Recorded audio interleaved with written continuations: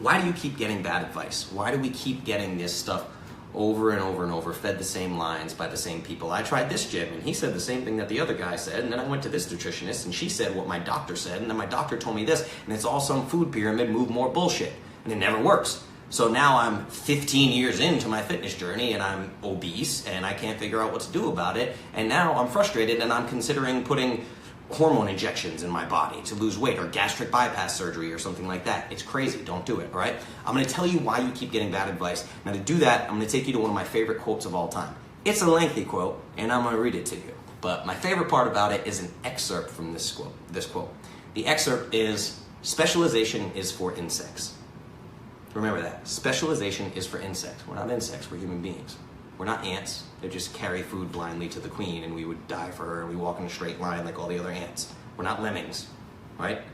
Specialization is for insects. Let me explain to you what I mean by that. I'm going to read this quote. It has nothing to do with fitness and nutrition, but the overall message is there and it's sound. A human being should be able to change a diaper, plan an invasion, butcher a hog, con a ship, design a building, write a sonnet, balance accounts, build a wall, set a bone, comfort the dying, take orders, give orders, cooperate, act alone, solve equations, analyze a new problem, pitch manure, program a computer, cook a tasty meal, fight efficiently, die gallantly.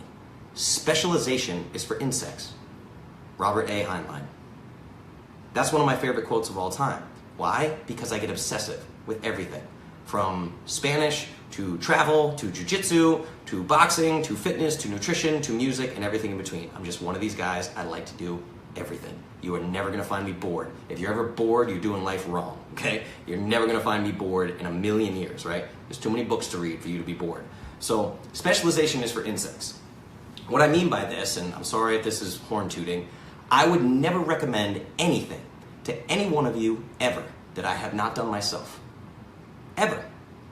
Whether that's, you gotta get fat adapted. You need to try the keto diet and prick your finger and do blood draws and go into deep ketosis. You need to try paleo. You need to try powerlifting when I used to deadlift 425 pounds, right? You need to try extensive CrossFit workouts. You need to try boxing. You need to try jiu-jitsu. You need to try gymnastics. Whatever it may be, I've done it.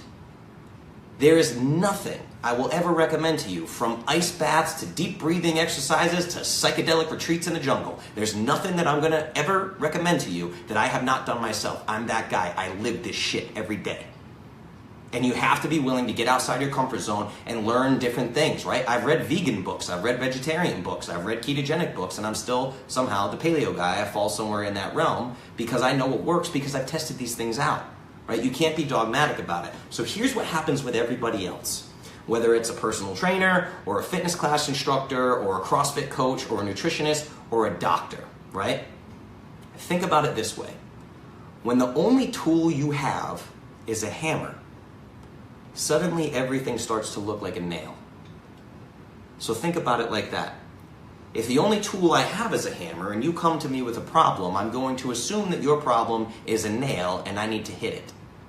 Because that's the only tool I have. I don't have a screwdriver, I don't have a wrench, I don't have this, I don't have a diverse array of tools for different things that come to me, but yet each individual is unique. They have unique problems. So you have these coaches, these fitness instructors, these nutritionists, these doctors that get these specialized certifications and degrees, and then for some reason they decide that they're done. They're done learning. They get that education, right? So to give you a real strong example of this, I'm gonna do a little role-playing game, right? And this is what this looks like. So let's say I'm Bruno, right? I'm Bruno, I'm a personal trainer, and I compete in bodybuilding competitions, and people pay me because they think they're gonna somehow look like me, right? So then Mary comes along, and Mary's 5'2", and she's 100 pounds, and she's struggled with an eating disorder for the last 6 years. And I look at her and I go, "You're skinny, you should do my bodybuilding, muscle building program. Here you go, eat 400 grams of carbohydrates a day and lift weights 6 times a week. That will work for you." Crazy, right? Or now I'm Mary, the yoga instructor, and Joe comes up to me, who's 6'3", 240 pounds, and has never exercised, and for some reason signed up for a marathon. He's gonna run his first marathon 6 weeks from now, and I'm Mary, the yoga instructor, and I go, "Joe, you should come try my hot yoga class. That's gonna get you ready for your marathon. Good luck," right?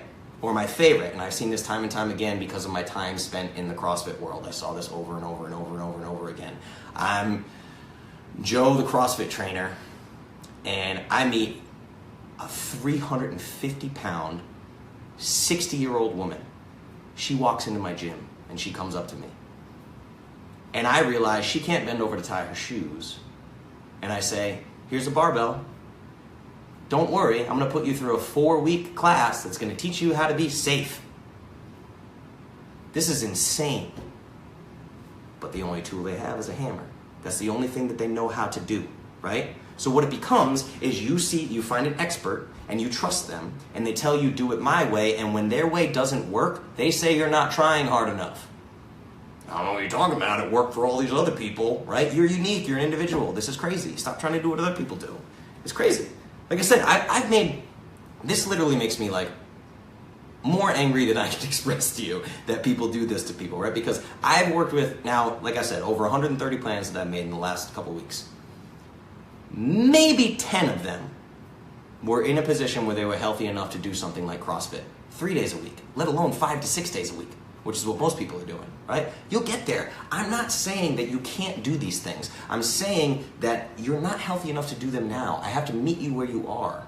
And if you're not ready and you're punishing yourself and you're damaging your body, you're doing more harm than good, and you're never going to get to fat loss that way. I don't give a shit what motivational post your local CrossFit gym put on Instagram with a picture of a 70-year-old woman flexing who's still 30 pounds overweight saying you're never too old to get started. It's crazy because it makes me want to put my head through a wall when I'm on Instagram and I'm looking at cycling gyms and boot camp gyms and CrossFit gyms, and they keep posting their insane before and after pictures, right? And they're all always the same. It's like, this is Gina. Gina joined our gym 6 months ago and she's lost 10 pounds.